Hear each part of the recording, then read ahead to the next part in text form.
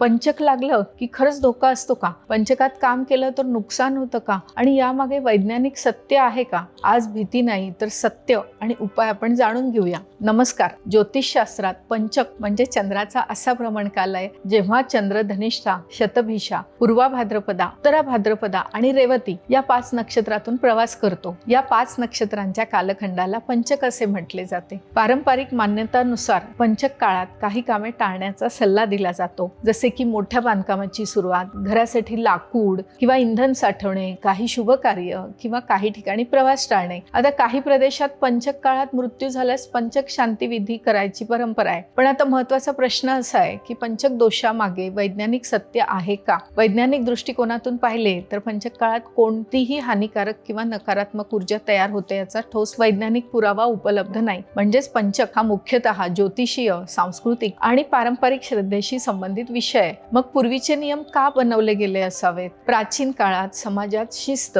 सावधगिरी आणि योग्य नियोजन राहावे म्हणून काही नियम सांगितले गेले असावे. काही कामे घाईत न करता विचारपूर्वक करावीत हा त्यामागचा प्रॅक्टिकल विचार असू शकतो. म्हणून पंचकाला भीतीचा विषय न मानता जागरूकता आणि सावधगिरीचा काळ म्हणून पाहणे योग्य आहे. आता जाणून घेऊया लाल किताब मधील काही सोपे उपाय. पंचक काळात गरिबांना अन्नदान करणे शुभ मानले जाते. पक्ष्यांना धान्य घालावे. शनिदेवाला श्रद्धेने मोहरीच्या तेलाचा दिवा लावू शकता. हनुमान चालीसा किंवा सुंदरकांडाचे पाठ करावे. काळे तीळ वाहत्या पाण्यात विसर्जित करावे. तसेच गरजूंना काळे कापड, उडीद किंवा लोखंडी वस्तू दान करण्याची परंपराही आहे. पण एक गोष्ट लक्षात ठेवा, कोणताही उपाय भीतीने करू नका. श्रद्धा, सदाचार, दान धर्म, सकारात्मक विचार यांनाच सर्व शास्त्रांमध्ये सर्वाधिक महत्त्व दिलं गेलंय. पंचक हा भीतीचा विषय नाही तर जागरूकता, श्रद्धा आणि योग्य कर्म यांची आठवण करून देणारा कालखंड आहे. तुम्हाला पंचकाबद्दल भीती वाटते की तुम्ही त्याला श्रद्धेचा भाग मानता? कॉमेंटमध्ये नक्की सांगा. हा व्हिडिओ सेव्ह करा आणि पंचकाबद्दल गैरसमज असलेल्या लोकांपर्यंत नक्की शेअर करा. अशाच ज्योतिष, वास्तू आणि लाल किताब उपायांसाठी पेजला फॉलो करा.